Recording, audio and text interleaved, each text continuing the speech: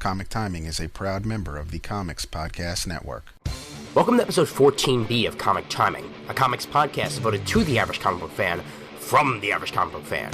Join in as a rotating panel of guests and myself, Ian Levinstein, discuss whatever comes to mind, time after time, here on Comic Timing. Today we have a special edition of the show. Matt Summer, John Mayo, and Wayne Cordova, the Geek Passer, join me as we focus entirely on the delays in Marvel Civil War. Will we have to wait forever to find out the North wins again, or will Miller shock us all with a South victory? Only time will tell. Here now, Comic Timing.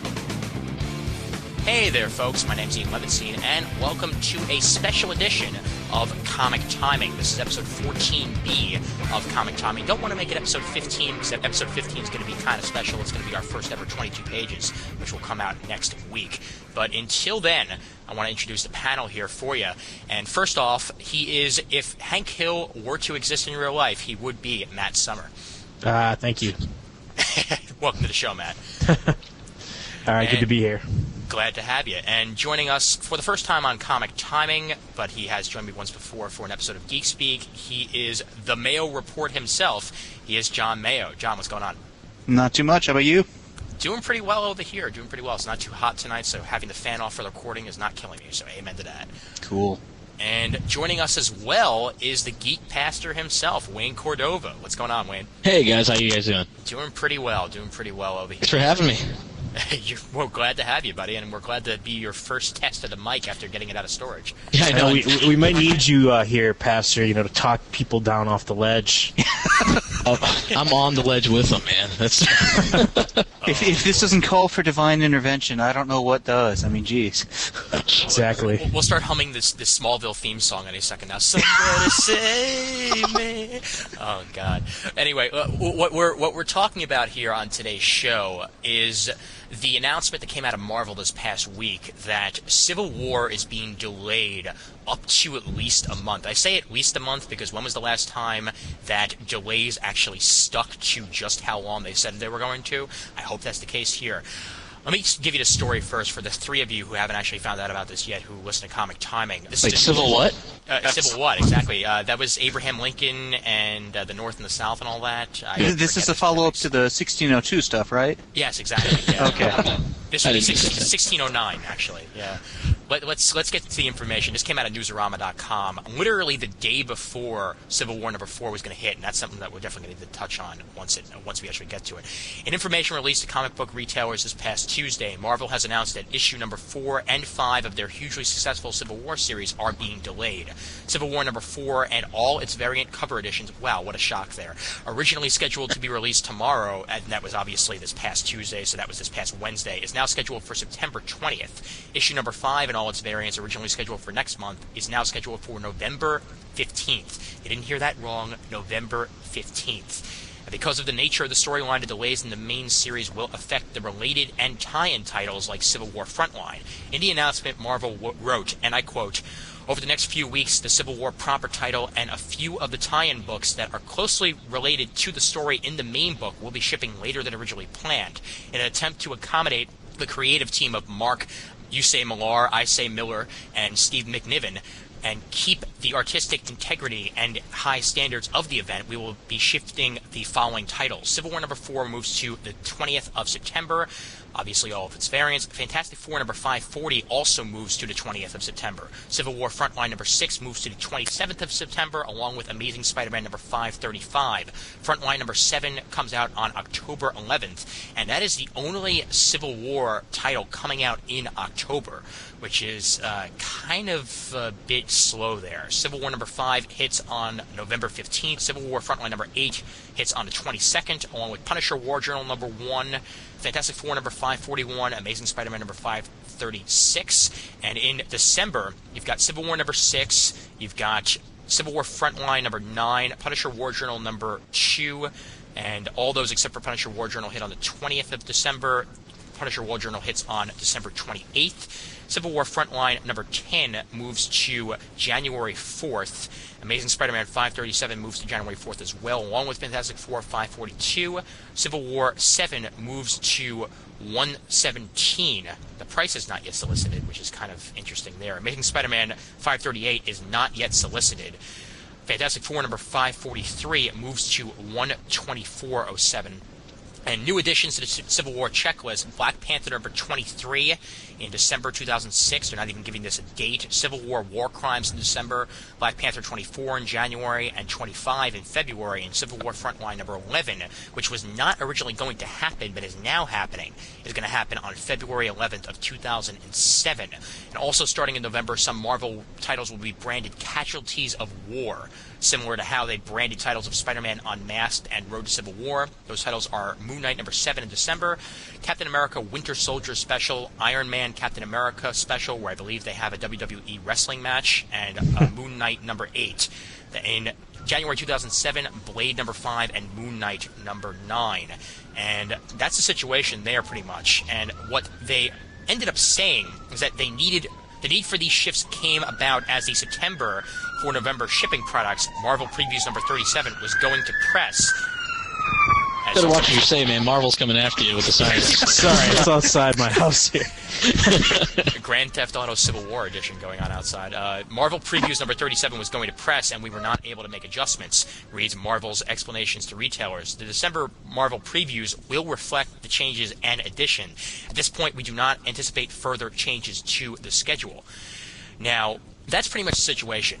Right after that, Mark Millar came out with a statement on August 16th at about 8:25 in the morning, and he said, "All I can say is that I'm as surprised by all this as you are. In fact, I only found out about it when I got up this morning and read my email. But you know what? This is a very cool thing for Marvel to do, because it would have been so much easier to just go for a cheap fill-in artist instead of pushing back the books. Steve has virtually no lead-in time on Civil War, and a title with 1 million characters has proven much tougher than he expected." Let me go to the end here. "This has been the biggest book of the millennium so far, and it's clear people are passionate about waiting, but honestly, it'll be worth it for 7 issues of pure McNiven." Now, first of all, has this been the miniseries of the millennium? Because I'm not entirely sure about that. Well, I guess I should put myself out there, because I basically got eviscerated on an episode of Around Comics for saying that I didn't really care for Civil War #1. And I'll put this out there right now. I'm not currently buying the series or the tie-ins. I gave it a shot, and whether Millar buys his own hype and thinks his book is the best book ever, I don't know.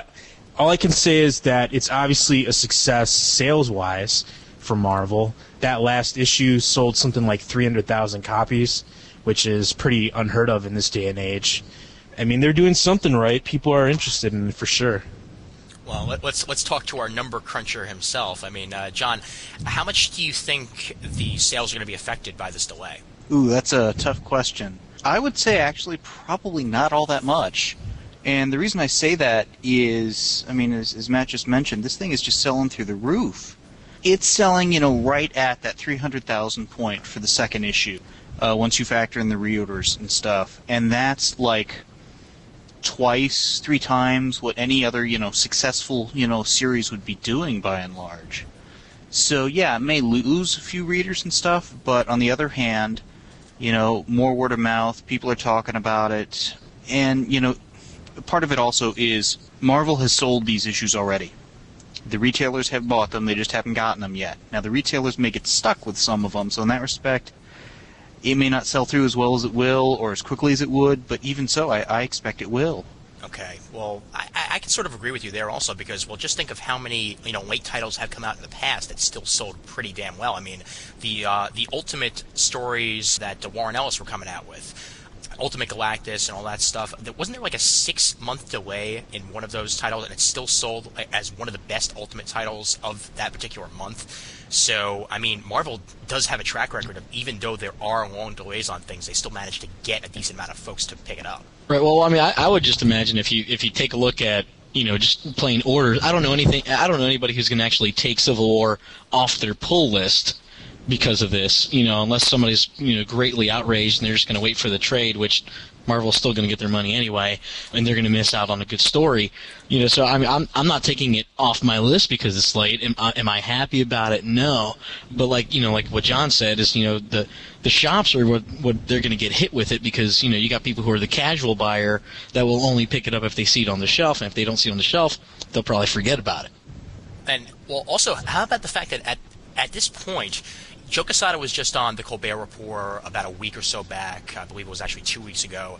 And, there were actual, like, New York Times had articles on Civil War, and there was a really big hype machine behind Civil War. And I think we all know by now that the hype machine that occurs, at least here in the United States, and I'm sure this does happen, to an extent abroad as well, that the hype machine dies out after a couple of weeks. And when you have a major delay like this, it's going to be hard to maybe garner up that same amount of attention that you had before the actual delay. Well, you know what I think is the one thing I think is kind of interesting about this is piecing through all these back and forth between, Tom Brevoort and Miller and everybody else. I mean, it seems like they threw this whole event together kind of at the last minute. I'm sure they're probably more surprised than anybody else that it's actually selling as well as it is. And I don't know, again, it's getting a lot of hype, but is this really drawing in new people from outside the comic industry? Is it just the same old people picking it up? Maybe the guy who only reads DC, well, now he's going over to check out, what's going on over here. My biggest thing with this right now is, again, the casual fan and even the reader. I mean, okay, it's delayed, so what? The reader isn't the one that's really getting hurt by this other than just having to wait around. The retailers are the ones that are getting screwed by this with the 24-hour notice, by the way, which seems ridiculous to me, especially when, like you said, Quesada's on in the paper at Wizard World Chicago 2 weeks ago. They're in the Civil War panel. Everything's coming up roses, talking about how they're so great that everything's on time and on track. I mean, come on. They knew it was going to be late. They knew this before 24 hours before the ship date. I mean, I don't know. It seems like right now they're just backpedaling. They're trying to make excuses to cover for this. Well, and like you said, the short notice is the part that's really puzzling. How could they not know this was going to be a problem? How come they didn't do the damage control sooner? And why were they really, blindsiding the retailers on this? Well, that's certainly the question there. And also, I mean, when you think about it, and this was brought up on a couple of the forums that I regularly frequent, and I believe it was on the Comic Geek Speak forums as well, the fact that Marvel usually right off the bat after their conventions usually put up their Marvel convention panels as a podcast. The Civil War panel from San Diego and the Civil War panel from Chicago did not go up, which sort of, at least to me, says a little bit that they certainly knew about this ahead of time, but because they said something entirely different in those panels, they didn't want to put them on the internet and make themselves even look like even bigger fools.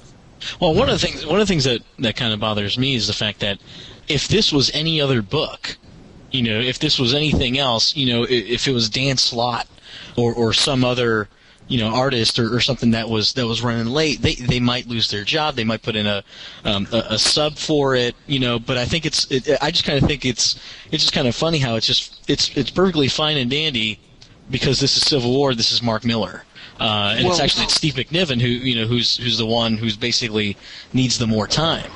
If I can jump in for a second, mentioning Dan Slott's kind of interesting because it wasn't all that long ago on, I think it was Newsarama, that Brevoort basically, said, hey, this guy's got a perfect track record.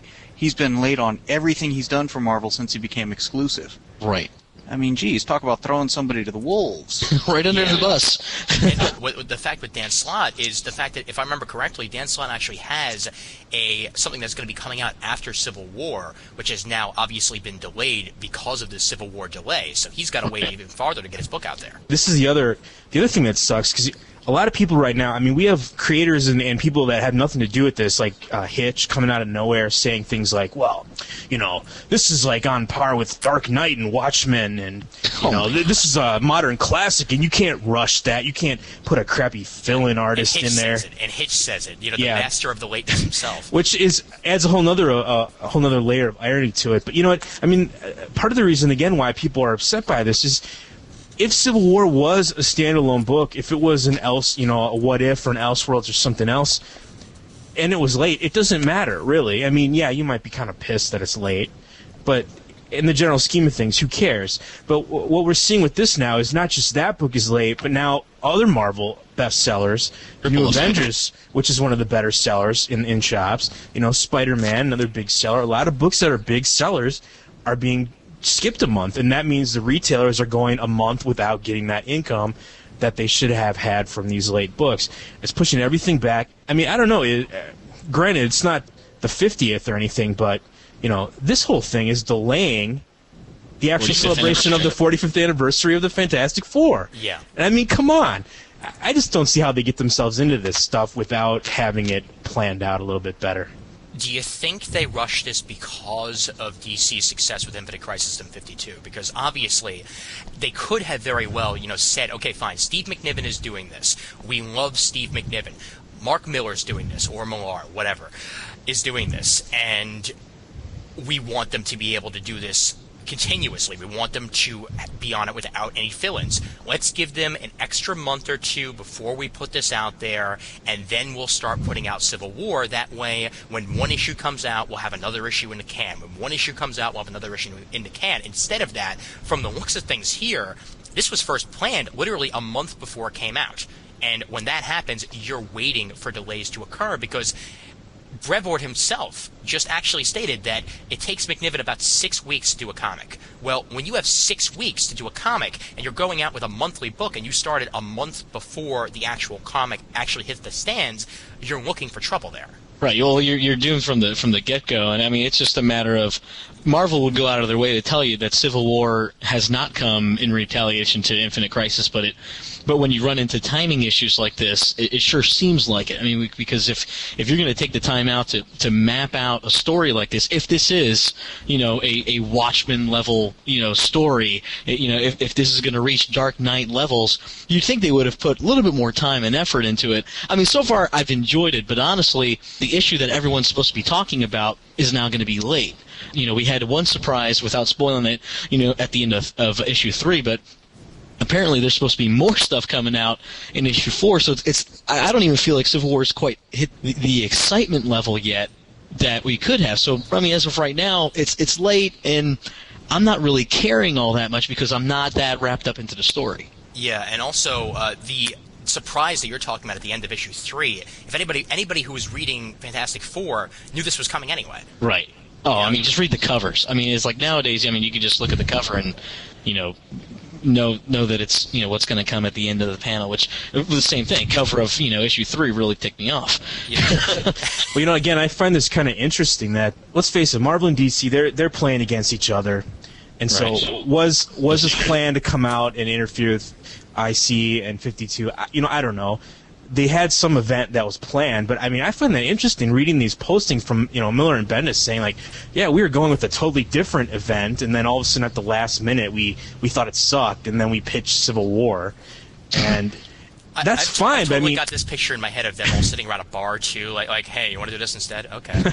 yeah, this story sucks. I've got a better one. I'm Mark Millar. That really bothers me because it seems like there's a certain desperation there of, we've got to have something better, which is cool, and I'm all for better quality stories and stuff.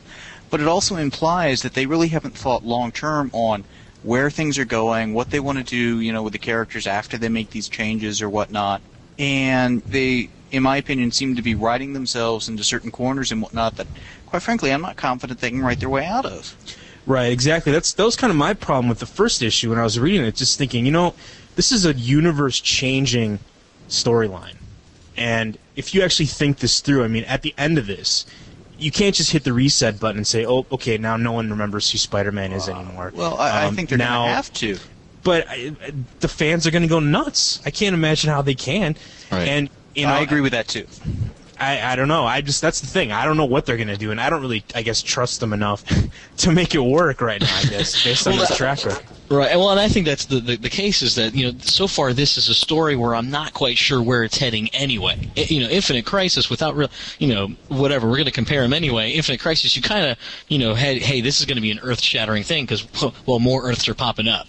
And with Civil War, you're going, okay, this looks like it's becoming a legal battle, and then the only way to hit the reset button is, again, if you, I guess Scarlet Witch comes out and says, no more secret identities, and this, and it all gets back. So it's like, okay, you're gonna take something that starts off coming from Congress, and then it's gonna become a mystical thing at the end. And I mean, that's speculating, but it's just I'm not hooked on the story yet. I don't know what's fully going on. Well, yeah, they might pull like in The Simpsons where they had the judge decrees that we will never talk of this again. And it's over. It never happened. Seriously, once Perry Mason guest stars, the whole thing really kicks into high gear. I mean, Pretty come much, on. yeah. Well, actually, yeah. I was rooting for Matlock. She-Hulk, Matt Murdock, and Perry Mason have a team up. Well, Nice. the funny I'd thing buy is, that. you think Marvel would have learned from the experience DC just had with Infinite Crisis. They had some delays. Right. They got to where they had to do fill-in artists and stuff like that. And, Infinite Crisis had to end when it ended. They couldn't really push that back, or they'd have to push everything back. Yeah. Why they didn't factor in more lead time, I'm sure there's internal politics and all kinds of stuff that we don't have visibility into, but it's, it kind of breaks my faith in their ability to put out comics on a timely basis, particularly something that's so high profile. Right. I could appreciate Steve McNiven wanting to stay as the artist, and even Marvel wanting to stick with him, because I'd like to see the same version of Cap throughout the whole thing and the same drawings and all that. But I mean, if they're going to touch up Infinite Crisis when it comes out in trade, maybe they could do the same thing with Civil War. Because I mean, when I get issue 4, I'm just going to breeze through it anyway, just to be disappointed that I had to wait another month. That's what's kind of weird about this whole debate, is the fact that we're making excuses now for how the monthly book comes out based on the someday trade paperback, which Right. is so bizarre. Like, well, people don't want fill-in artists, and so the trade, we want the trade to be the nice way it is, and so we're going to just worry about that more than the monthlies. And I'm seeing this is really I don't now. think this is new, though. Well, Right. I think this level of it is new, saying that we're not going to do this book monthly because we're more worried about the trade than the actual monthly issue. Yeah. I haven't seen that I see coming where out you're of... going from, coming from, whatever. But you look at where they set up story arcs to be a clear 6-issue beginning, middle, and end, so it factors better in. They don't worry about introducing characters and plot lines and stuff like that in the middle chapter because, well, when you read it in a trade, who cares? I mean, yes, this takes it to a new level. I totally agree with that. This seems to me like the whole hoo-ha and the justifications that have come out of Marvel editorial are hitting on a lot of things that, again, fundamentally kind of changed the way that comics have been produced. We have Brevoort saying things like, no one really cares. People buy books for the creators now. They don't really buy books for the characters, so it doesn't matter if we have a fill-in because people don't, they get upset. I mean, I don't know. Something's changed. I think this is really signaling a big change in the industry, and maybe that's already been taking place. I don't know. Well, I'll tell you this straight up. If it was a fill-in that was, I don't know, what's the word, good, as opposed to just a random guy from Marvel's bullpen that just wasn't doing a project at the time, and they go to him and say, hey, can you fill in for Civil War? I mean, they're not going to pull an Igor Cordy with this. I mean, they're not going to make him come on in on New X-Men when you were getting Frank Quitely the entire time and say, hey, can you do this issue for you? Oh, by the way, Frank hasn't finished the other issue yet. Do you want to do that one? And that completely screwed up his art style because he literally had to finish a book in a week. Okay? We know for certain that's not what was going to happen here. Had they just gotten another guy from their bullpen who was one of their top stars, I would have been happy with that, quite frankly. Well, that's part of the problem, too, is, like I said, Brevoort's been saying, he's been trying to defend himself and his company and what's been going on, and I think that they just keep kind of digging themselves deeper into a hole. I almost wish that they would just shut up and just say, hey, we're sorry, we're working as hard as we can, and we'll get it out. But, we keep getting these things like, face it, fill-in artists suck. Yeah. Well, they don't suck if you hire good people for fill-in artists, or if you arrange it so that it's an alternating issue, or I don't know. I mean, it's not our fault that that fill-in artists suck. And I could just imagine if I was in Marvel's bullpen and I was a fill-in artist, I'd love the fact that my boss has full confidence in me to do a great job. I mean, I just think that maybe we have been too focused on the personality behind the book. Everybody wants to buy a Miller book, everybody wants to buy a Bendis book and stuff. But I mean, I still buy books based on characters, because I mean, I'm not going to buy, no matter how good a book is, I'm not going to buy it if I don't know who's in it, and I don't like those characters. I don't have a vested interest in it. I think they could have stood to make some kind of changes with the lineup in Civil War if it meant coming out on time. Well, and also at the same time, you just brought up a good point, but I'm gonna actually addend that to the point where if it's a title that I know absolutely nothing about and it's issue 30, that's one thing. If it's a title I know absolutely nothing about, it's issue 1. Right. Chances are I'll give it a shot. I mean, obviously, Runaways and Young Avengers, both of which were absolutely. part of Civil War, were absolutely brand new concepts. with brand new characters nobody had ever really seen before, but they were really innovative and creative, and that's why I kept picking it up. At the same time, this is Civil War. This is supposed to be the big guns with all the characters that we know and love, with brand new takes on them and brand new challenges for them. You got to keep this schedule up for that. Yeah, I agree with that. Another big thing about this, if they're working for the trade, I really don't mind. The thing is, I'm not upset personally by this, and I really don't mind. And, I think if they are doing a story and they want to keep it consistent, I don't have any problem with that, really. Just that the fact that they kind of seems like they slapped this event together from the beginning and just were, I don't know what their hurry was, because, again, and there's a Newsarama interview where Matt Brady is talking to Tom Brevoort, and he says, well, why didn't you just delay it for 6 months? And Brevoort has some response like, well, then, people are just having fill-in issues where they're, spinning their wheels and they can't get anything and change things. Well, actually tell good stories. Yeah, but that's my thing. I mean, look at a title like Friendly Neighborhood Spider-Man. I mean, they bring in Peter David to work on a Spider-Man title, and how many of those issues have been like crossover issues in his run? There's been like 11 issues, and like 8 of them are crossover issues. Actually, I think 12 of them were. I mean, let these guys tell stories. I mean, Straczynski, I just read this, also was saying, hey, you guys are screwing me on FF. I didn't come in here to write Civil War FF. Yeah. I came in here to write the FF. And you can't tell me that these guys could not have had 6 months of good, fun stories while you're getting all your ducks in a row. So it seems obvious that they were trying to... no, I'm just kidding. Well, I mean, I realize that, crossovers sell. These big events, they really sell. But, I mean, honestly, I still love a really good Fantastic Four story. Yeah. That's just a self-contained FF story. It starts off in FF and it ends in FF, and that's it. I love a good Spider-Man story and all that kind of stuff. And, I love a good X-Men story, but I can't afford to buy all the books. All that kind of stuff. But it's, it's obvious to them. They know that these crossovers are going to sell. You know what? At least do a service to the fans, and if you know they're going to sell, try and sell them all at once. Or if you know it's going to be a lot of work, then make it an every other month book. How about the fact that we sort of got two contrary reports for the X-Men when they first announced Civil War? At first they said, when asked the question, how much are the X-Men going to play into this? And they said, well, the X-Men aren't really going to have too much of a part in Civil War. They're going to be off in space doing their own thing with Brubaker and all that. And then Civil War X-Men comes out. And they're literally contradicting themselves to the point where, I mean, sure, the same characters aren't in it that are in space, but they told us one thing, and we're getting a completely different thing. I thought that the X-Men would be off dealing with the ramifications of the last crossover. Which they haven't fully done yet. Which they haven't yeah, exactly. They haven't fully done it yet. They're including the 198 in Civil War, but it feels really, really forced that they're doing it that way.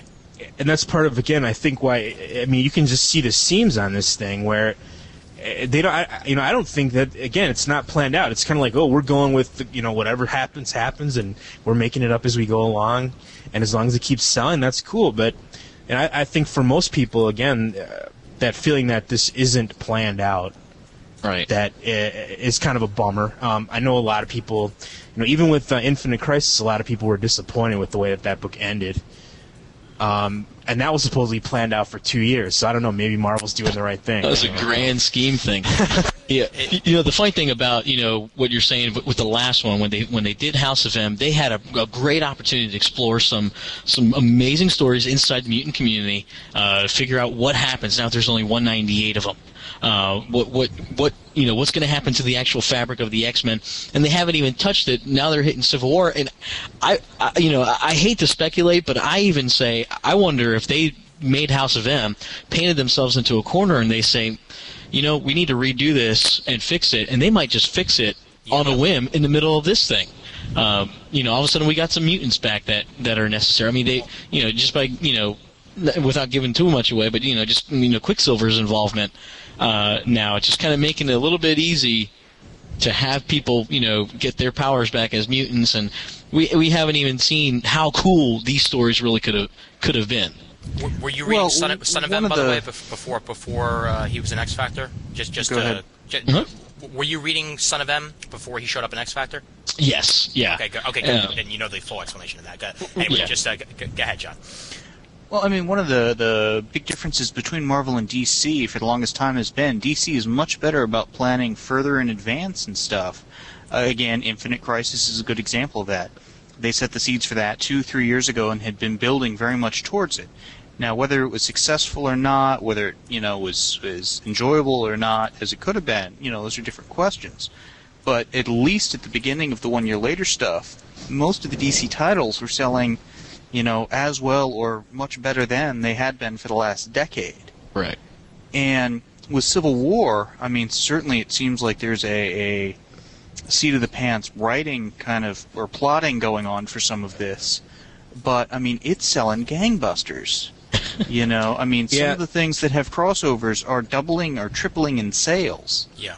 And now, granted, that's going to go away the minute the crossover ends. But even so, that's still pretty good. That's the problem. I mean, people say, haven't Marvel learned their lesson? Why are these books so late? They have learned their lesson, and the lesson that they've learned is that people don't care. They're still going to buy books that are late. And something like this, like you said, like it or not, this is a publishing phenomenon. And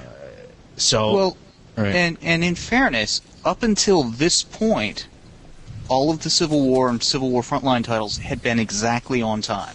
Yeah. Now, to go from that to suddenly, okay, we're delaying everything for a few months is insane. Yeah, and especially considering the fact that Frontline was supposed to be coming out, every 2 weeks originally? Is that correct from my understanding? Every 2 or 3 weeks, yeah. Yeah, and I mean, they were sort of, this was their 52.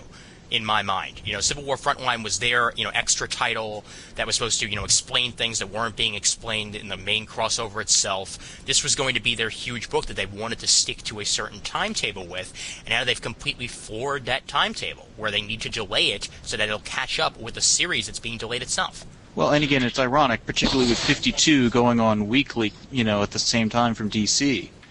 They've shown they can meet a deadline every week. Right. Yeah. Well, and they've also shown through 52 that, I mean, you don't, the good art is good art. And so far, much of what I've seen in 52 has been really good art. And they've, and in this, they've had several people come in to work on one book, which I would think that in something of this kind of magnitude, I would welcome several different artists teaming in to join in on Civil War, to see this finished and completed on time. And I think that, that's just kind of, again, they want to stick with McNiven. He's an excellent artist and all that, and it's just going to come out late. One of the things I was reading up on is some of the new titles that are supposed to be coming out now after Civil War are also going to be delayed. One of those is Mighty Avengers. Yeah. Which really, bums me out because I was really looking forward to what that book was going to be about. And so, I mean, it's not even just Civil War because, the way I'm reading Civil War is I'm more interested in having this be over so that I could see what Marvel's going to do to get themselves out of the corner. The question I have then, particularly mentioning, new titles and stuff like Mighty Avengers, do you think that they're going to, try to get ahead on those now that they've got essentially a buffer time to work with? Oh, yeah. Or do you think they're going to quickly squander that away and we're going to see lateness on those titles too? In a perfect world, you would think that they'd take advantage of this lead-in time. But then again, we're talking about Marvel, and not just Marvel, we're just talking about mainstream comics where some of these independents, it's their bread and butter. If they don't put a book out on time, they can't pay the rent. These guys, I think we're just going to see the same thing. It's if something's going to be late, it's going to be late. It's us, and especially the retailers who are going to take it. Well, how about the fact that in November we're going to be getting a standalone Hawkeye Scarlet Witch story that Bendis and Malieve did? The fact that they announced this a couple of weeks back, yeah, and they're saying that this is going to bridge the gap about this new Avengers, number 27 that won't see print until February. Right. It's pretty much saying that they have known about this for a long time now, and this is finally starting to make sense here. Like, I thought for a minute that, maybe, the art on New Avengers was being late, that's why Bendis crafted this story to be done with Malieve. Now I'm thinking this is just there to have a couple filler issues so that not everything has to wait until Civil War comes out. Well, I applaud that. I mean, at least if it's going to be a backup story or something that's there to bridge the gap, because honestly, these other books, if they're done or if they're ready, I mean, should come out on time. The sad part is that everything's all based on Civil War, so that's the big problem that you run into with every single title having a crossover, you're going to have this big ripple effect. So I'm glad that we're going to see another new Avengers story because, again, I mean, a good story is a good story. And, and at least that will give you something to tide you over. But they did know about this stuff ahead of time. And I'm sure they knew that these delays were going to come, and maybe they were hoping that McNiven would get some extra speed, some extra fire behind him to get all this stuff done. But it just didn't happen, and I just can't believe that they couldn't have any of these precautionary measures taking place. Man, I got to be more cynical than that. I think they just wanted to make themselves get through con season before they had to take any crap. Okay. And I mean, they went through San Diego and then through Chicago, and then they knew this probably in San Diego. They get booed out of the room. Yeah. And so it's kind of like, well, just like most people, most kids that, they hold the bad news to the last second before they possibly have to tell somebody what's going on. And again, part of why I think people are having a problem with it is the fact that it was so soon, but also just there's so many weird things. Like Brevoort comes out and starts saying, well, Miller's got a chronic illness, that's why it's late. And then Miller don't get me started on that. Miller comes back with, what are you talking about? I'm not, this has nothing to do with me. What are you blaming this on me for? And then they throw McNiven under the train. It's like, oh, it's his fault. He's the one that's late. And all these other guys kind of chime in. It's just, it's so convoluted. I almost wish that they just back off and just, hey, say mea culpa. We're sorry. We apologize. Hey, I admit it. It was my fault. That's right. It's all you. Yeah, I'm sorry. I 100% apologize. I was secretly ghostwriting and drawing all of Civil War. So There you go. yeah. Damn. So how's it end so we don't have to buy any more? It ends now. No more are coming out ever. Oh, good. Yeah. That's The, it. the industry just collapsed. I mean, It was Ben Reilly the whole time. Well, Well, no. In the end, they announced when Bullseye Target is coming out. Oh, God. I thought it was going to be finished in Daredevil Father. Sweet. Now, do you guys want to talk about this? Again, probably the biggest thing that I find kind of interesting about this is the fact that Marvel Editorial is coming out and saying we're beyond the age of the monthly book. Do you think that's... I mean, is that accurate? It's just an explanation for... You got to take what they say with a grain of salt because they're so busy spin doctoring right now, particularly Brevoort. That's what kills me, though, about this, because, and I don't know, maybe you can back me up with this, but, despite trade paperback sales, I mean, Marvel and DC both make the vast majority of their money still on monthly sales. Oh, sure, yeah. Totally. And the retailers depend on monthly sales. And so people, they're out there saying, well, why does the book have to be out every month? We're past that model. We're more like bookstores. That's not... I don't know if that's just pure bullshit coming out of his mouth or what, because if that's what we're going towards, I mean, that's really going to fundamentally change a lot of things. It's going to change how we sell comics. It's going to change how Totally. people are paid for comics, whether, if they're just going to only go trade paperback route and no monthlies. I don't think they're ready for that, so I'm not really quite sure why they're saying it other than just to kind of CYA. Well, looking at like the June numbers, because I haven't finished crunching the July ones yet, Marvel did over $10 million in comics, and only about 1.275 million in trades. I mean, it's not quite a 10-to-1 difference in favor of the monthlies, but just about. And particularly once you factor in something like all the Civil War stuff in July, which is, again, huge activity there. They're very dependent on the monthly book. I've said this numerous times on like the Comic Geek Speak forum and stuff. The readership is shifting to a trade mentality. They want to go to the trade paperbacks. The publishing model isn't there, and quite frankly, I don't see how it can get there without fundamentally changing things in the industry, particularly at the retail level. And quite frankly, I don't know that the industry is strong enough to take that kind of shift right now. Retailers, like you said, let's go back to this again, because retailers ultimately are the ones that are getting hurt by this, because let's figure this. They're going to sell, if 12 issues of New Avengers come out in a year, they're going to sell 12 issues at probably the same numbers. So if there's only 10 issues that are coming out in a year, if there's only 9 issues that are coming out in a year, that's basically 3 books worth of lost sales for Marvel and the retailers. So what's the purpose of a monthly book? Again, it's to make money right now. I don't see how they can get beyond that. I would hate to be a retailer right now, because with all these high-profile things, with all the delayed comics and stuff, it's tough. Yeah. Well, how about the fact that there's that? I forget who mentioned this, but on the Comic Geek forums, this was mentioned that there's at least one comic book shop that's completely closing their doors until October. They're they're only going to be losing so much money. They're Actually- only closing on Sundays. Oh, only on Sundays? Yeah, that was Okay, all right. that was a store in local store here for me in Milwaukee called Collector's Edge, and apparently, they're saying that at one location, they have like 4 locations. One of their locations is going to be closed one day a week. Oh, all right, okay. Until they can get this sorted out. And another of my friends works in a comic shop on Wednesdays in Kenosha here, and again, he's saying kind of the same thing, that what we're seeing right now is usually everything's so late that we're seeing like 3 weeks of nothing and then 1 week of everything. Well, one of the things I was going to say is I wonder if you're DC, what do you do to kind of capitalize on this? Because basically you've got some extra money in the reader's pocket for another month. Is there something that you can do? Obviously, you can't whip together a comic, a fresh one, but could you speed up the process on something else that they might want to be a part of, something that they might check out because their Civil War money's got to go somewhere that month? 2 things for that. One, if I were DC right now, I would be making sure to do whatever we can editorially to get the Stay books on out time. on time. Right. Make sure you're not going to get in the same damn boat. Okay, particularly with something like 52. But the other thing is, where does that money go? A lot of people are saying, oh gee, Civil War's not going to be out, so that money will shift to other titles. I have yet to see any evidence that ever happens.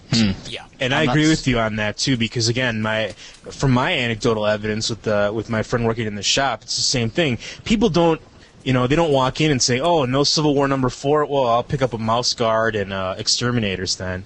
They don't say that kind of stuff. They just, "Oh, well, screw that," and then they leave. That money doesn't migrate as easily as a lot of people think it does. Well, Yeah. you know what I did this week instead of picking up comics, I picked up Ultimate Spider-Man the game because I'd been waiting to pick that up. So that's that's $20 right there. And chances are next week I'm just going to have a light week and I'm going to have some extra money to spend on whatever the hell else I want to do, but not comics.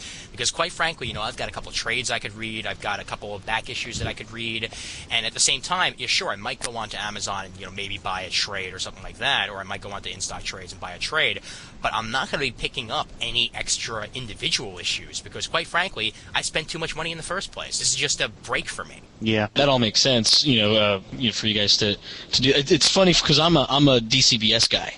And especially now, I just moved to an area that doesn't have a local comic shop. And so I'm reading this, and so I just know, okay, so Civil War for me is going to get delayed, not just by a month, but actually by 2 months because I'm still kind of on monthly shipping. So it'll be a while till I get to read another, Civil War issue. So I mean that's just like another one of those things too, because now you got that whole crowd who does the whole mail order thing. Yeah, I'm in that crowd too, but I get my stuff weekly. Yeah, I'm about to switch. Hardcore. That's right. There was one guy who actually does sort of fall into the category of the guy who's switching over to Independence, and he's a regular listener of the show, so I want to read his forum post here, and that's of course Matthew Guy. And this is he was the extreme here pretty much, and let me read what he had to say. I am ticked off at Marvel big time. They couldn't announce this at a con with the fans and tell us the truth ahead of time. Marvel needs to be punished, and it will be by me. The tool is my wallet. No Annihilation #1 for me. Just my core books of Marvel. She-Hulk, Daredevil, and Captain America. That is it. I will get the Civil War and Civil War Frontline when they come out, and a few tie-ins, Iron Man and Amazing Spider-Man, after Civil War wraps up in February '07. That is it. No more Marvel events for me unless Marvel The End is released, but that was released a couple of years ago. Have the freaking book out on time, or don't try to sell the book in the first place. Marvel had me in with Daredevil last year and out with Civil War in '07. If I don't like the series when it is finished, off to eBay they go, and wash my hands with Marvel once and for all. Giving my extra money to DC by trying out new series, Firestorm, DMZ, and Jonah Hex. By Athena Voltaire and Indy. My final words to Marvel and Joe Q are as followed, and the views expressed by Matthew Guy are not necessarily the views expressed by Comic Timing or any of its affiliates. Daily Bugle headline, Marvel drop dead. My bucks go to DC and Indies. Matthew Guy. Wow.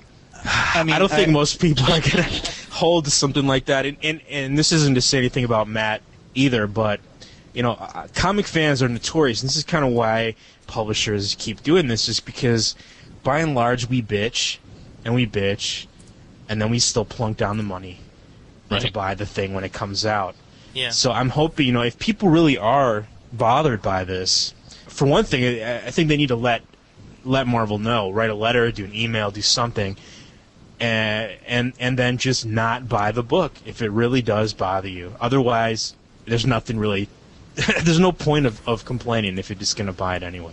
I agree with you, but that's going down kind of the vote with your wallet mentality, and quite frankly, I've never bought into that. And the reason I haven't bought into that is it's so easy for the publisher to misinterpret what that vote means.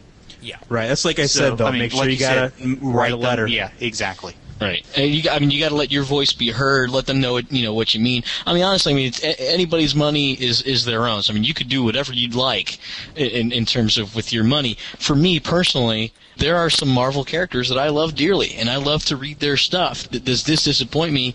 Yes. And will I write a handwritten letter to Marvel to let them know what I think? Sure. Whether or not it means anything to them, they'll at least know that, hey, this fan was upset, and whether or not more people join in with that, that's fine. But yeah, that's pretty hardcore. And most people that I've known that have kind of gone the all right, no more Marvel, no more DC route, but yet they still love those characters, you always end up coming back. Yeah.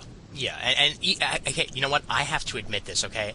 After saying that I was not going to pick up Spider-Man Black Cat, after that giant delay that Kevin Smith had, I admit it, I picked up the rest of the series. Yeah. Okay, because I was curious to see what he was doing with it and whether or not he changed the script to make it fit into Marvel continuity of that particular day.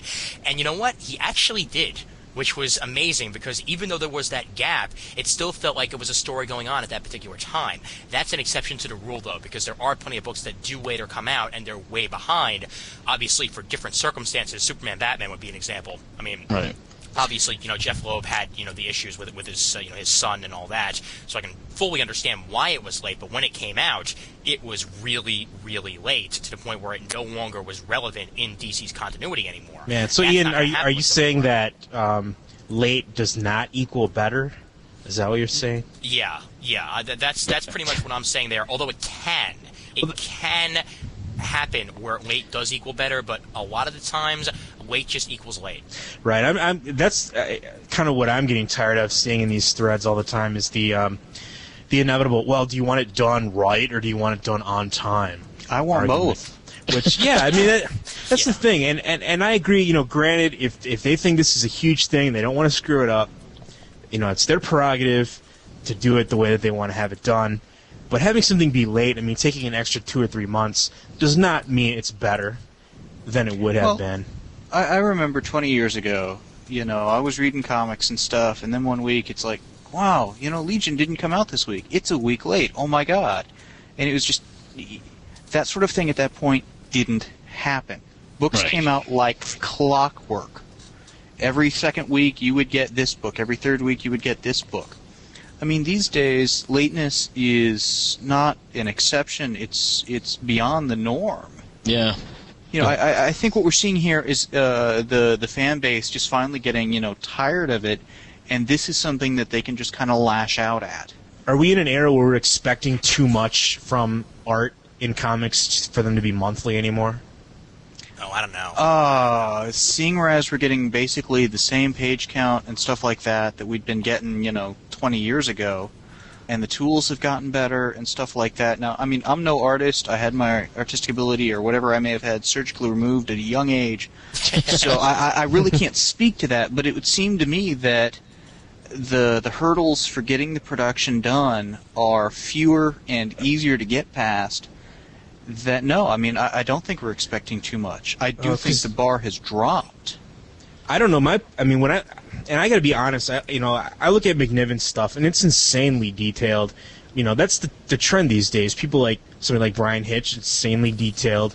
And I don't know. I don't know what their work ethic is. Is it late because they're only doing, not enough, or is it late because it's taking them too damn long to draw every little wrinkle in, the guy's clothes who's 5 miles back from the main battle scene? I don't know if that's the case. I don't know either, but I hesitate to use the term work ethic in that, because it may be that he's working his butt off and stuff. It just takes him longer to do it. Right, that's what I mean. I mean, if these guys aren't able to do a book in a month, then it seems silly to pretend that they can, or I totally to hope agree that with they that. can. Well, If you know this guy there's takes a 6 weeks to do a book, schedule the book to come out every 6 weeks, and build in some buffer time. Sooner or later, he's going to get sick. He's going to need, something's going to happen, Well, there's a reason why a lot of artists stick to covers, and that's quite frankly because they can't do sequential art because it takes them frickin' forever to actually finally do it. And one of the guys who was sticking to cover art for years, and of course is Hughes, is going to be doing All-Star Wonder Woman now. And I can only think just how late that book is going to be every single month. That's par for the course for the All-Star line these days, unfortunately. Yeah. That's the unfortunate thing. And then hopefully, whatever. Hopefully this guy is, doing it further in advance. One of the things that just kind of really cracks me up, because it's a whole lot different, I guess, in the world of comics, but in most other places I've ever worked at, lateness is frowned upon. And if your lateness causes the company to lose any form of money, usually it ends with a lost job. And that's the thing is, when you come to the comics, we've said the book's going to be late and we're still going to buy it anyway. I think what I'm going to do right now is I'm going to go back and look at my past issues of Civil War, and I'm actually going to study each panel and see if it was worth it to stick with McNiven throughout the whole thing. Well, every panel that mentions CGS was totally worth it. Yes. Oh, yeah. True. Just those panels. Yes, exactly. And before we get farther into this, I want to read the other forum comment that was left on the Comic Timing forums. This one by Matt Kramer, who's Darth Kramer on the forums. As far as Civil War delays go, they don't affect me at all, so I'll just wait a month. I've got a short box full of stuff to read, so it's not like 4 books are that bad. But the concern I have is for the retailers. When you eliminate 4 to 6 of Marvel's top sellers from their budgets with no notice, you really hurt the store's bottom line. If Marvel were to give them as little as a week's notice, they may have been able to cover the losses, but since they dropped the bomb at the last possible minute, a lot of retailers will be seeing nearly $2,000 in guaranteed sales for the month not coming in, meaning they have to scramble to make ends meet. Really has a good point there. Hey, well, that's a fantastic point, because ultimately I go through the internet, but I love my local comic shops. I love being able to still, go into there, and anything that would hurt them financially, in my eyes, is sad. And it's just, and I hope that there's some kind of program, that there's something, then, again, it's accepting the blame, that maybe Marvel will do something, to step in to help these guys out, maybe give them some incentives in the coming months. Consider the fact that the final order cutoff date hasn't hit for these things yet. Yeah. So if the retailer really thinks it's gonna, just kill his ability to sell the next issue of Civil War, he can reduce his orders. The question is that really gonna happen? And that's a hell of a gamble either way for a retailer to have to take. Yeah. What would you do if you were the retailer and you knew that your rent money, or to pay your employees rent was based right here on these Civil War sales? Yeah, that's the biggest problem, because a lot of people too that I've seen have said, well, so what? So they don't sell it now, they'll sell it next month. Well, that it matters on a month to month. If you think that you can't make rent that month, that's bad news. Well, yeah. I'm in a college town, and, at least back when I was working at the store, which was, back when I was in college, a huge percentage of the customers were students. Now, if you take something and kick it from early October and kick it to, December 20th or whatever, they're out. Suddenly, those customers are now going to be home on vacation. They're going to pick it up there, or it kicks into the next semester, and maybe those students don't come back for whatever reason. And also, I mean, as a I just graduated, so I'm not a college student anymore, but as a former college student, and I still sort of have the college student mentality, I know this, with the money that I have, I mean, as previously mentioned, it's going to go towards other things. It may not be there next month. Yeah, right, exactly. It might not be there next month, and even if it is there next month, well, it's still going to be the same amount of money that I usually have to spend that particular month. So if they're delaying these books, I'm going to have to choose which books not to pick up.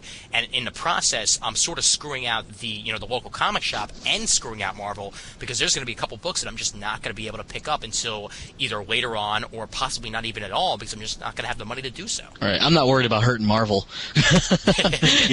It's more for these retailers. I don't know. Yeah. I don't know very many mega stores. I don't know of a whole lot of retailers that don't need the money. And most of these are shops that I think of that that really go month to month, if not week to week, because they'll follow those trends. Because I know some of these stores get mad when too many books come out in 1 week because they can't sell them all. They also have to pay for them. Exactly.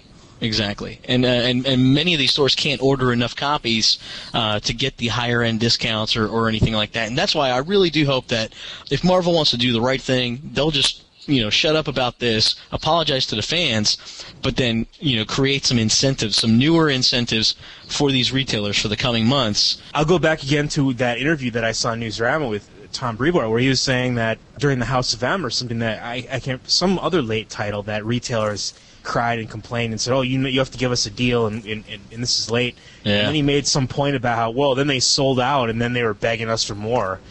So I have a feeling that they're not going to give a crap. They're not going to do anything. They're just going to do what they want to do, and that's kind of why I've always been a little baffled by sort of the attitude that the big two seem to have sometimes towards the retail side, where they're almost just like, that's your problem. I think Marvel has been a lot worse in that respect than DC. I mean, I went to a number of years the trade expo that happened right before or after the San Diego Comic-Con. And, again, it was a huge night and day difference between Marvel and DC. DC had a more corporate structure. They did what I thought was a fairly dry presentation. They were reading off a script and whatnot, but that presentation covered the entire year's worth of here's what we're going to be doing. So they would be saying one year, we're going to be doing this, that, and the other. You'd go to the convention the next year, and it would just be coming out a few weeks after that. That's how far in advance they were planning. Whereas Marvel, on the other hand, had so much respect for the retailers and the ability to let them kind of plan ahead that they basically read through the next 3 months' worth of preview stuff and said, okay, that's all we know what we're doing. The retailers are like, what do you mean? We already know that. That was in previews. What are you planning? Yeah. And I attribute some of that to Bob Wayne used to work in retail. I don't know how many of the people at Marvel have that kind of experience and really understand, just how tough of a position that is for the retailers. Well, I have the interview here that Tom Brevoort actually had on Newsarama, and there's 2 sections here that I want to read off that actually go with the point that Matt made previously. And I'm going to sort of bring in here. Firstly, I think the retailers who are saying this are wrong in the long term, because right this second they're most concerned about their short-term future, so they're not worrying about the long term. But to throw out 2 examples, look at Ultimate Extinction and the follow-up Ultimate Galactus series. They all sold well enough at the end of the day, but as soon as we had to bring in substitute artists, quality artists in all cases, the momentum of the series immediately started to slow. The trilogy should have been a monster seller for the Ultimate line, but it wasn't. And I think the reason that it wasn't is that the integrity of the project was compromised as we tried to meet the schedule. And that'll also affect the long-term sell-through of the Ultimate Galactus trade paperback. And he's about to make a statement here that I completely disagree with. Or you can look across town at the end of Infinite Crisis. You can almost chart where the bloom started to go off the rose at the moment they had to pull Ivan Reis in to do a couple of pages in issue number 3. In the short term, people were willing to put up with it, but as each successive issue had to rely more and more heavily on substitute artists in greater and greater quantity, you could just see the dissatisfaction creep in to the point where what seemed to be most discussed about issue number 7 was the art inconsistency. I'm not saying that DC was wrong to do this. I don't know what kinds of financial pressures they might have been under or publishing plan pressures they might have been under. But what I can tell for certain is what it did to the reading experience in the end, and having seen that, I choose to try to learn from it. And there's a bit here about the thing that Matt was just mentioning. It was actually Daredevil number 6 that came out when Kevin Smith and Joe Quesada were doing the book. At the time, we had a system in place where Diamond, wherein we had a system in place with Diamond wherein their sales reps would call assorted accounts, and we'd receive summaries every 2 weeks about their concerns and reactions to all of the Marvel product. At the time, I think it was Daredevil number 6 was about 6 weeks late. And the week before it came out, the retail feedback we got was, the book is dying on the vine, my customers aren't interested anymore, Marvel should allow me to cut my orders by 40% without any penalty. And then 2 weeks later, a week after the issue shipped, we got the retailer feedback in, and it said the book flew off the stands, I can't get it anymore, Marvel should have known that demand was going to outstrip supply and overprinted by 10% or 20%, which is to say, nobody knows anything absolutely. Which let's talk a bit about the DC comment that Tom made first. I mean, what do you guys think about that statement about Infinite Crisis there? Did somebody I just saw posted the sales numbers? I don't know if it was John or if it was somebody else. It was somebody else, and I don't think they accounted for reorders. Okay, I've got them in front of me. Yeah, go ahead. I think the general point of it was just the simple fact that the numbers don't match what he said. But if you the first one sold 270,100 copies. The second one, 225,700. The third, where he said things started to change, did 218,800 copies. 4 did 202,900 copies. Then it goes up with 5 to 205,100 copies. Up again with 6, again from 4, to 208,000 copies.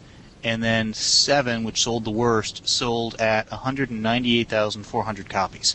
So it's not like it suddenly just dropped off the charts with issue 3. It actually went up a bit. 1 started out the best. It dropped by 45,000 or whatever to 2. Again, standard first issue, second issue drop kind of a thing.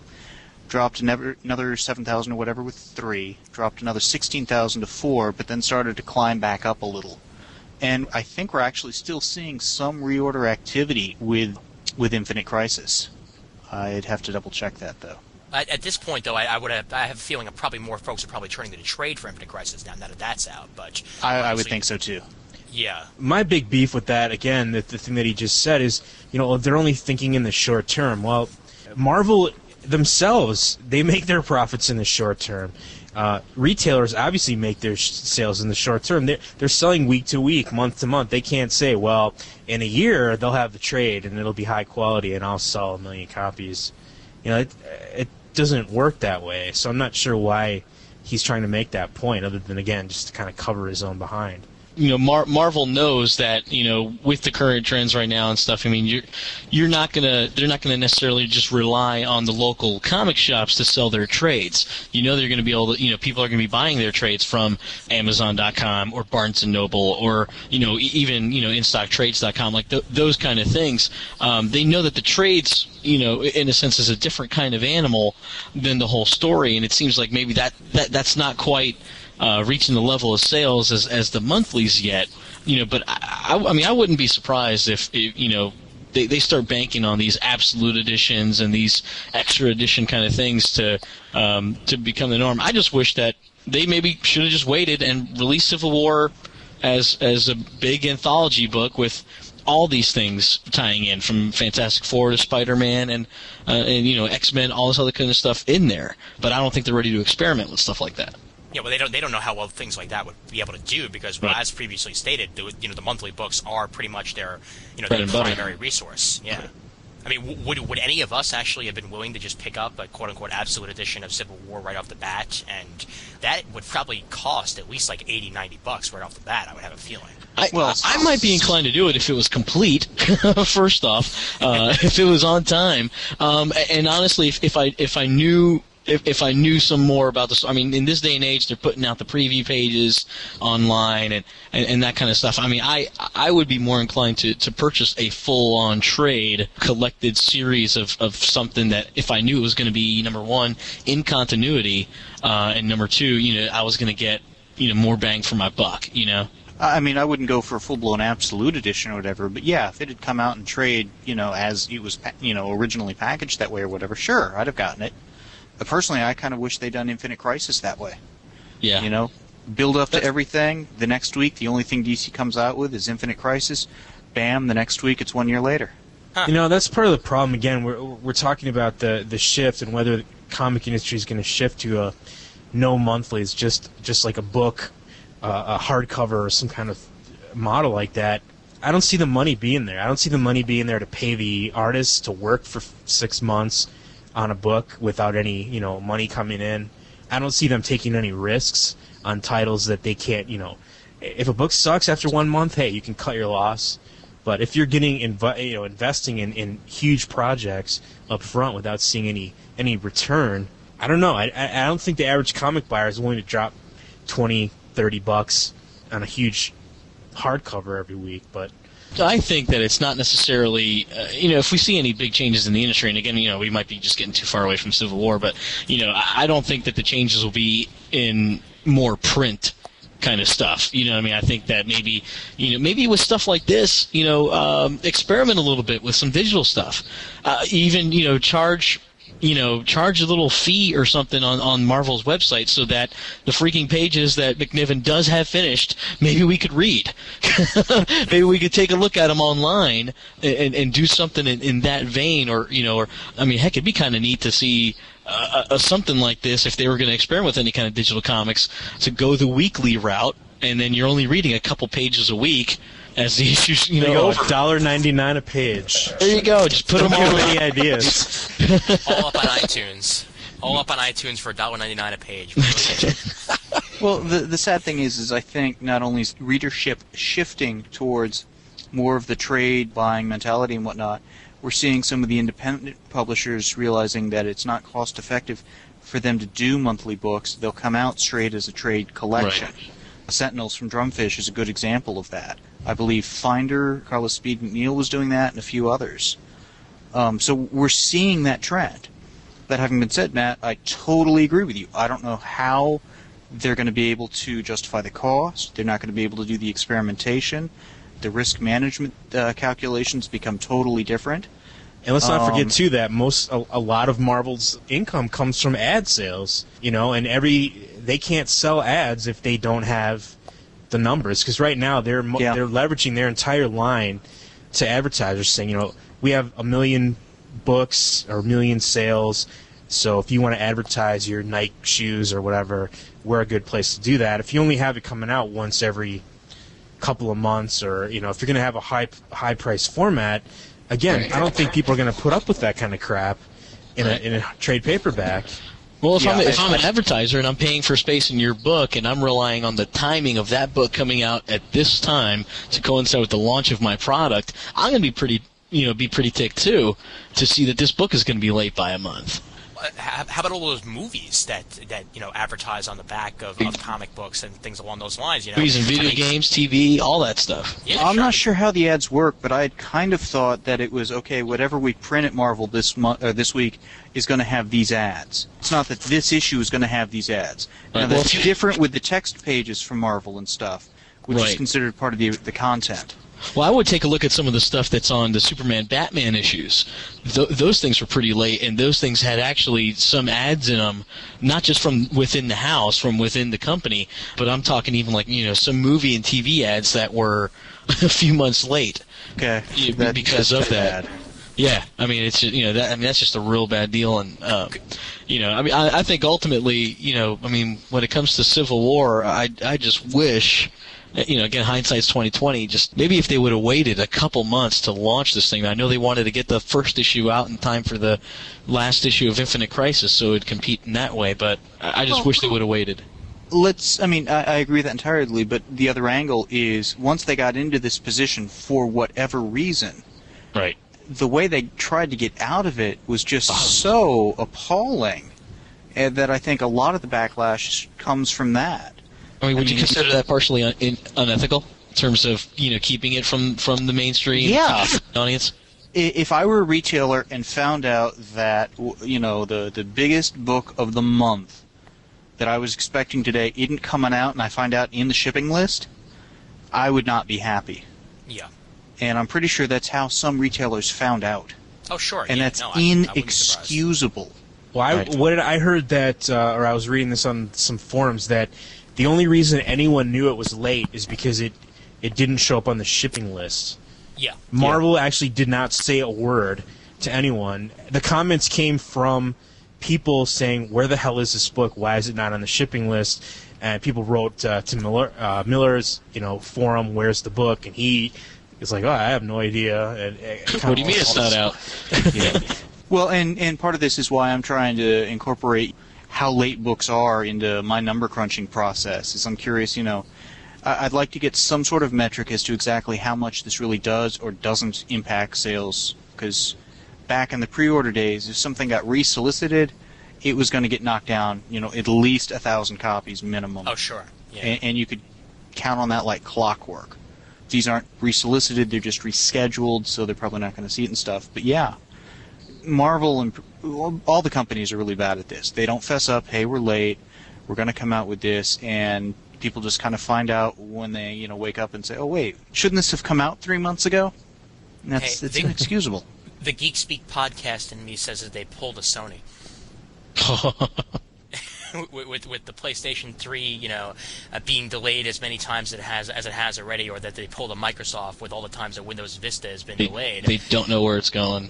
Exactly. Yeah. I mean, just the fact that they feel that they can pull things like this and quote unquote get away with it. Well, meanwhile, you're alienating your retailers by making them find out through a third party about this. Crap! We just took the mask off of Spider-Man, and so-and-so's an agent of S.H.I.E.L.D. What the heck did we just do? And they have to go back and fix it. How do we get out of this? Well, again, what you said before, I agree with that too, Ian. The thing is that they can basically be late. They can do that because there's not really much of a choice. The fans have shown that they're going to still buy it. Retailers, a retail store cannot not sell Marvel, right? Yeah, and succeed in the marketplace. Agreed. So, what can you do? What are you going to say? Oh, I'm mad at you, but okay, I'm going to cut my own throat by not selling your books. Yeah.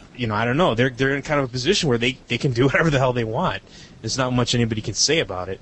But it doesn't benefit anybody for this to happen. So True. The solution isn't just to, place blame or try to punish anyone. It's try to fix the system to where the publishers are able to get their stuff done on time, the creators are able to get their stuff done on time, the publishers are able to get the information to the retailers in a timely fashion, both on what the comics are going to be about and if they're late, and the retailers can feed back the relevant information about the customer base.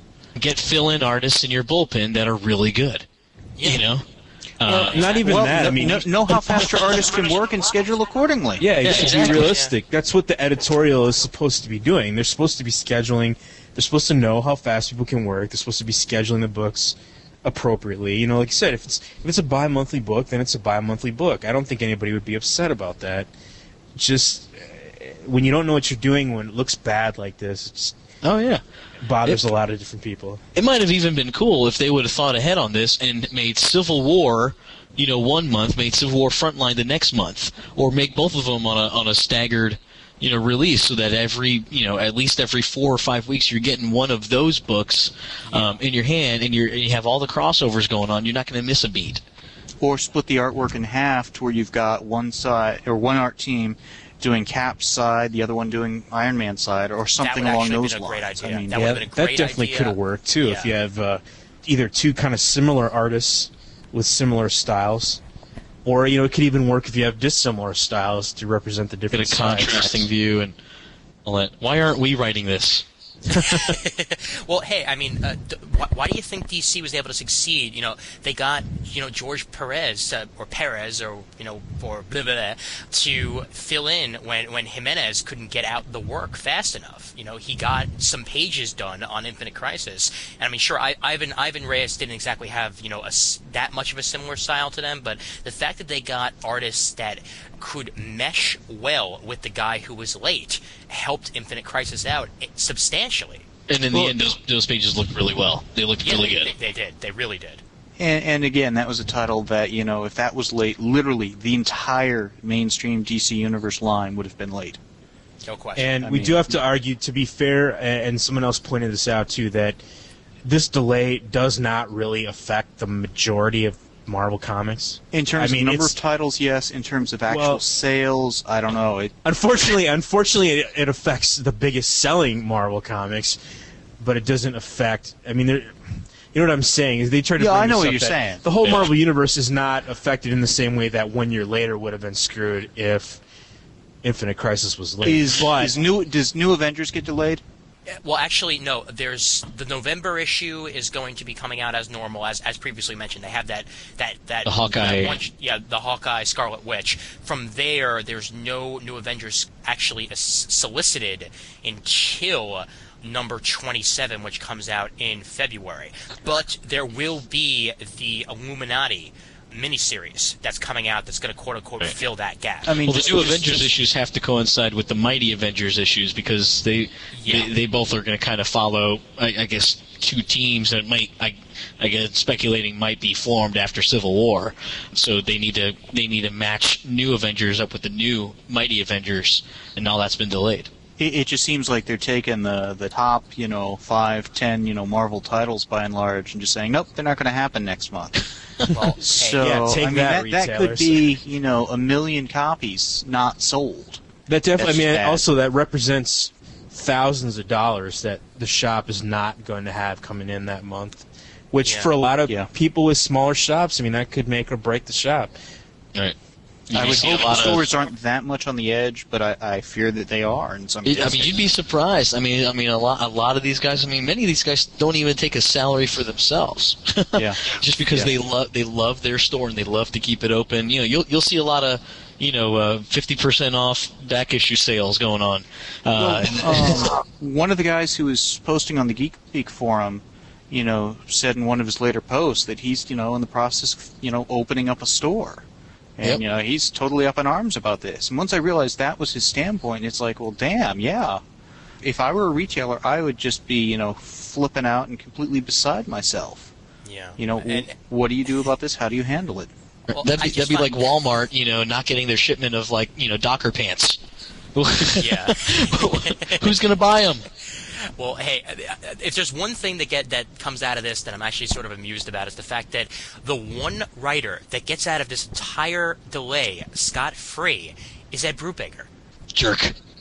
Yeah, Daredevil's coming out as is, Captain America's coming out as is, Uncanny X-Men's coming out as is, so he's one of the few writers that gets out of this entire situation. You know why? With every single book. Because if Captain America's late, the terrorists win. That's what I've always said. and see, Iron Man is so far behind that he's not even having Civil War tie-ins. So it's completely irrelevant to the current. It might catch up with the Civil War. You know what? That's funny too because now you mention that. Marvel has always maintained that they were not trying to present one side as being right. Oh man. But the way they're only presenting one side. I know the books that have only come out are only the Cap side books. So how can you possibly have who's still on Iron Man's side? The real irony is Iron Man's the futurist. Yeah. You'd think he'd be coming out first or something. I don't know. Well, the funny thing is he's too drunk to come out first. You'll get through the entire Civil War miniseries. Finally, Iron Man's going to catch up, and you're going to go, "Oh man, I was on the wrong side." Yeah, what you didn't really know is that. Now I get it. Iron Man's so far behind, I expect the next issue to have Jim Lee art. Come on. How is it? This is again where I come back to: is this editorial or what is this? Because, somehow during the '90s, Jim Lee could produce a monthly X-Men title.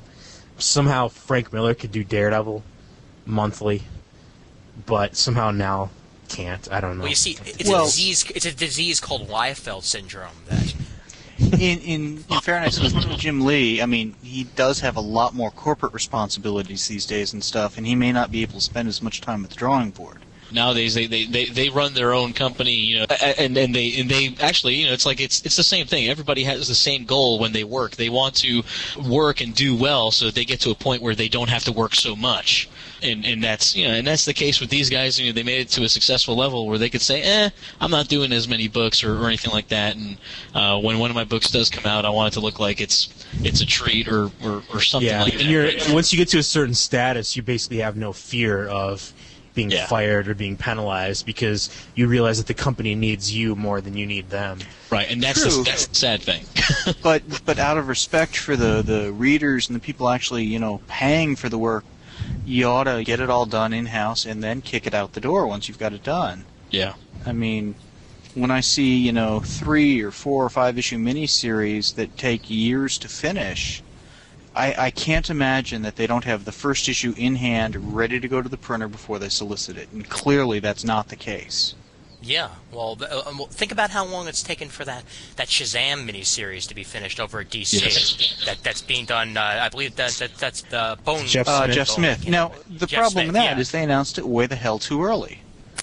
They did the same thing, and I think that's what eventually killed Power Company. Is they had come out with Kurt Busiek interviews, and here's a sketch of the characters and stuff, like a year before the series hit. And by the time it hit, I'm sitting there thinking, oh yeah, I remember hearing about this a long time ago. They don't have the marketing engine hitting on the right times at the right places. They're announcing stuff way too early, and then it seems late. I mean, same with the Batwoman stuff. It was old news before the character even hit print. Right. Some of the fun that I had when I was packing up my stuff and moving to a new house was flipping through my old Wizard magazines and playing the game of, hey, which books actually never actually came out. Because they would advertise. Yeah. You look at it and you go, "Oh, this is going to be so sweet. This is going to be so awesome." Never came out. Well, how about that? How about that second Jeff Loeb, Jim Lee Batman arc? Absolutely. Kevin Smith on Amazing Spider-Man. Yeah, oh God! Wow. Yeah, I remember that being talked about. Yep. That never happened because if it did, we'd still be waiting on issue 2. gosh. Yeah. Well, and the thing is, they boy. used to be able to get stuff out month in, month out, like clockwork. They've lost that ability, and I think that's partially with some of the creators and stuff. I think that's more with the editorial and production staff in-house. They can't either traffic the book, they can't manage the people or the time frames well enough. I mean, something has fallen apart.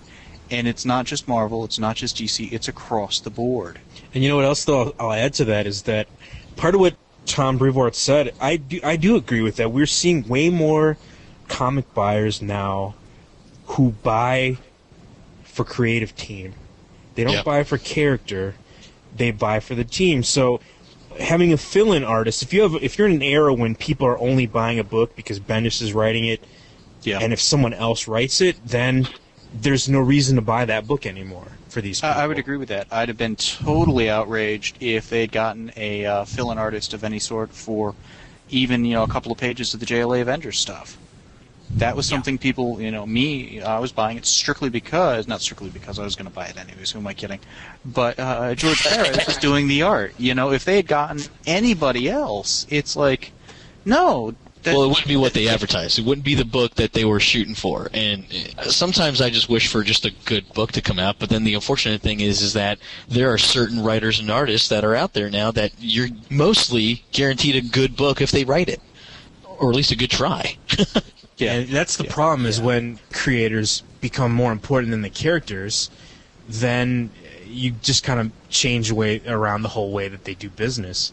Because like you said, in the 70s and 80s, somebody didn't do their job, there's a fill-in issue. Yeah. Right. But people nowadays, you're paying $3 a comic, people aren't going to put up with a subpar issue anymore. And that plays into the whole expectations on the fan base of tell us why this didn't get done. If they're expecting a particular person to be writing it and another particular person to be doing the art, and that issue doesn't come out on time, well, which of those two guys didn't do their job? Right. There's a person there that they can target, and people are saying, well, it's like, any other business. No, it's not like any other business. If, I go to the store and there's some thing there that's not built right or whatever, I have a company to blame. I don't have a person to blame. Whereas I think that's part of why we got so much of the blame game going on this thing the last, 24, 48 hours on this. Right. There was either nobody or everybody's to blame. That's it. Honestly, you can't put the blame on one specific person, and that's what everybody seems to be trying to do. It's either everybody's fault or it's nobody's. Gotta say that there's certainly blame to go around. But Brevoort, for my mind, is where a lot of it centers. Yep. He was in charge of scheduling it, getting it all done, and that's not to say it should have come out on time and to hell with him or whatever, but he should have been able to say something sooner. He should not have blindsided the retailers. Then to go around and basically throw the creative team to the wolves. I'm glad this didn't play out at one of the conventions because I could see them on on a panel, he says, "Hey, come on up here," gets one of the guys and literally throws him into the crowd to get mauled or something. Well, that was the thing I heard. Somebody told me at Chicago, it was a World Chicago Civil War panel that Quesada and other people were patting him on the back, saying what a great job he's doing for keeping everything on time. And then just like 2 weeks later, we have this kind of thing. Oh yeah, I mean, well, that's a whole company thing. I mean, that's an entire, when one person on the bottom level doesn't do their job, it keeps rolling all the way up because somebody else needed to have the accountability in check to make sure that this person was on time. I don't know what's going on in the personal lives of these guys, and nothing's come out about that kind of thing. Some of that has come out. Mark Miller's got a chronic illness. Clearly, that's got something to do with all this. It's like, so the writer, who should have done his job on issue 4 months ago, has a chronic illness that apparently didn't flare up and immediately, the night before cause all this or something. It's a time travel disease. Yeah. It's a retcon virus. Superboy hit his little, universe-breaking thing and affected the Marvel. Yes. Ripple effect, I'm telling you. Like I said, I think we're all going to agree on that. So, do you guys, again, maybe we should bring this back to this question because this is what I think is the center of the whole argument. Are we in an era where we are no longer supposed to expect monthly comics? I think we're in an era where we no longer can expect monthly comics. I think we should be able to. But I think we're also in an era where we're getting perpetual events, everything they can do to prop up the sales. It's just a bad situation all the way around. We're in an era right now where, and you kind of see it everywhere else you go and you shop, customer service is declining, and I think this to me just kind of shows, sadly enough, it's hit my comics too. Where it's not about making fans not necessarily even happy. It's not, and the funny thing is the comic book company, we're not just their customer. The retailers are their customer, and it's they're not taking into account what's going to happen to the retailers, to the local comic shops, because there may be a plan in mind where all this stuff eventually is going to get in the hands of other things besides local comic shops, where it might be okay because they're just gonna try and focus on casual buyers. But in reality, I mean, if they're trying to pull in casual buyers, crossovers aren't going to work. The comic industry cannot survive on casual buyers. No, absolutely. Yeah. Well, talking about the casual buyers here. There obviously one of the conspiracy theories is that they don't want Iron Man to be such a dick before his movie comes out. I mean, do you think that has anything to do with the delays at all? There may be some write-ups involved. I mean, there's some rewrites. That's some of the stuff I'm wondering is, unless he comes out smelling like roses at the end of this thing, and he's the actual hero of this, his movie's coming out first. You know what though? I don't even think that matters, because I don't think the average moviegoer gives a shit about what happens in the comics, to tell you the truth. Well, they've had one or two movies get tanked. I believe it was a Nick Fury movie, because the person who was going to star in it, and I forget who it was, read the comic that was coming out at the time, which was a Max imprint title, and just said, no. This isn't the David Hasselhoff project you're talking about. No, it was long after. Okay. No, we wish that was canned, but no, that wasn't. That's what's weird, I think, about what Marvel's doing with their media properties, is that there's such a disconnect between their movies and the comics. Because you look at the Spider-Man films that have been so successful, those could just be basically right out of Ditko or Romita and Stan Lee's era.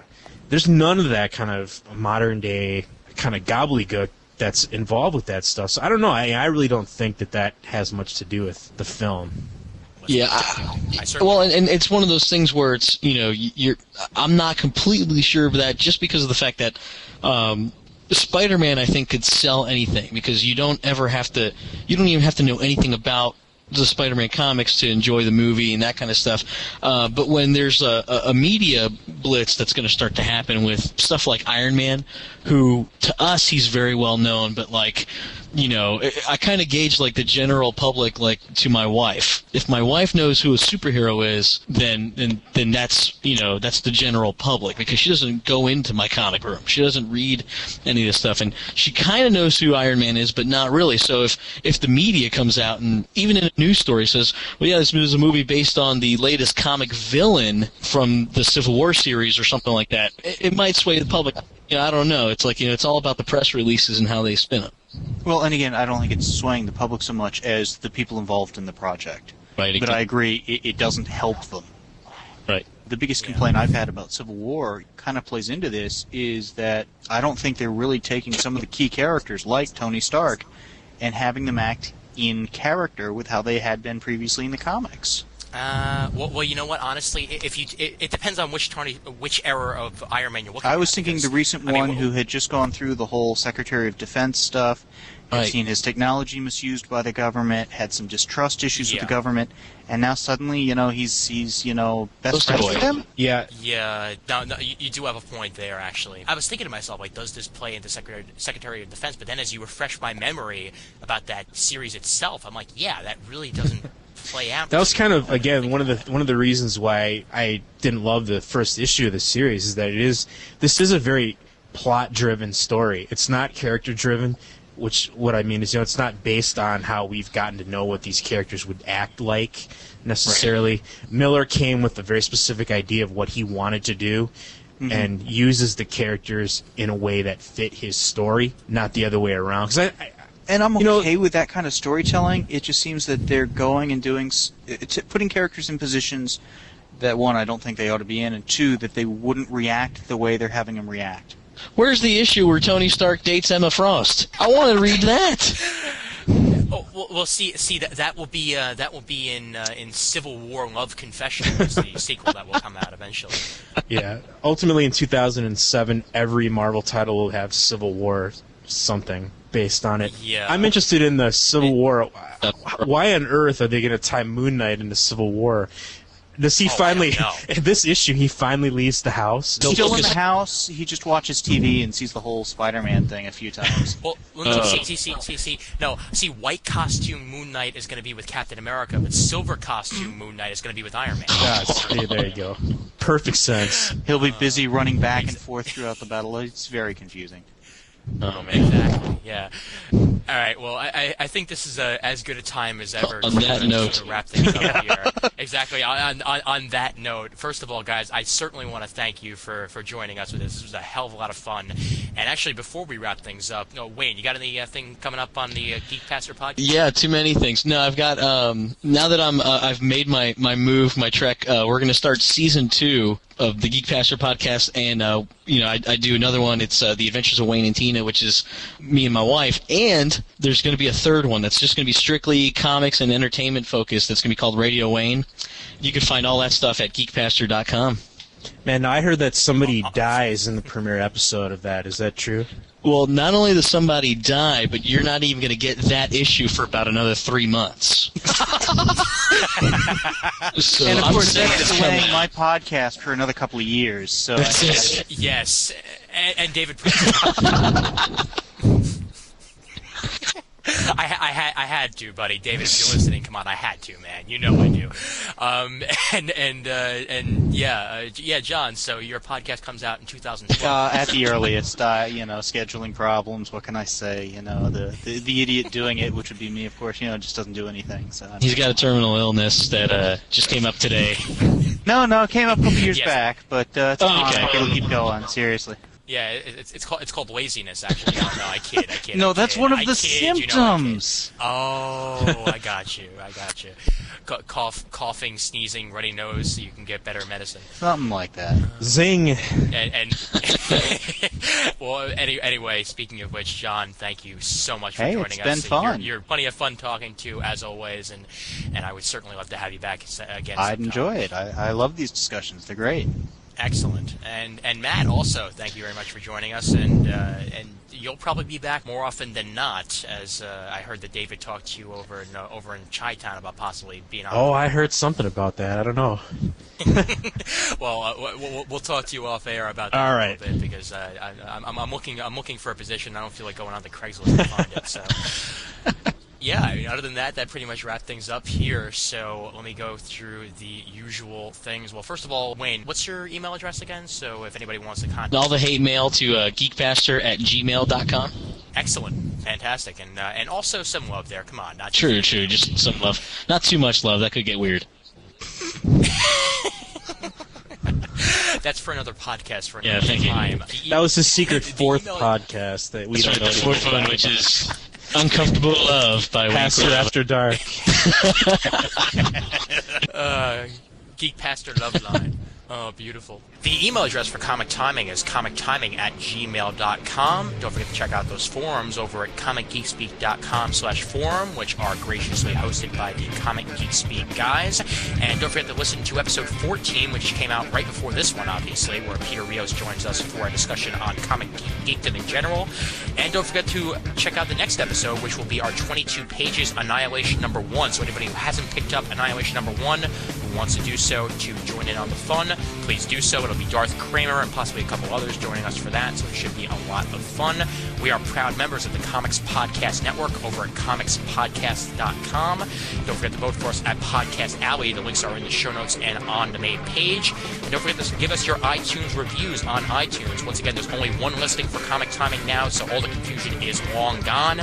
So the one that says David Price, Ian Levesine is the one that you should look for. And that's pretty much it. So once again, guys, thank you so kindly for joining me. Thank you. Pleasure. Yeah, Anytime. It's been fun. Excellent. That gives me time to take a breath before I say, there's always time for comics.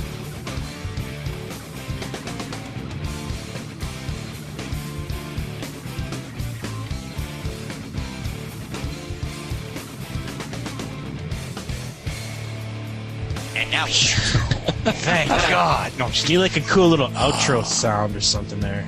oh, dude. Well, I've got my music playing at the end there, probably with one or two fingers. Oh, okay. So I was gonna say it should be some kind of fun. like something like that. Why don't you just do that? That is copyright around comics, man. Come on. It's totally copyright around comics. I don't want to be stealing anything. I don't know about that. Man, so you're one of those stereotypical guys that we're talking about who are living in the basement, the comic fans. Actually, you'll love this. Actually, I'm pretty much living in a pantry. Ah, Oh my okay. gosh. Yeah, I've lived most of my life, like literally right next to the refrigerator. So it's kind of interesting. So how at my night you work- need that nice hum to go to sleep. Dude, exactly. Yeah, I've fallen asleep to the hum of the refrigerator my entire life. When I move out of here, I'm gonna have to have like a mini fridge in my room. Man, so I that sounds like something out of Oliver Twist or something. or a Brooklyn apartment, either way. Or Harry Potter, you know. Exactly, there you go. That's it. Poor Ian lives under the crawlway. What he didn't tell you is it's not even his fridge. It's the magic fridge. Crap, that's my neighbor's fridge. What the hell are you talking about? Yeah. I live in a crawl space. God damn it.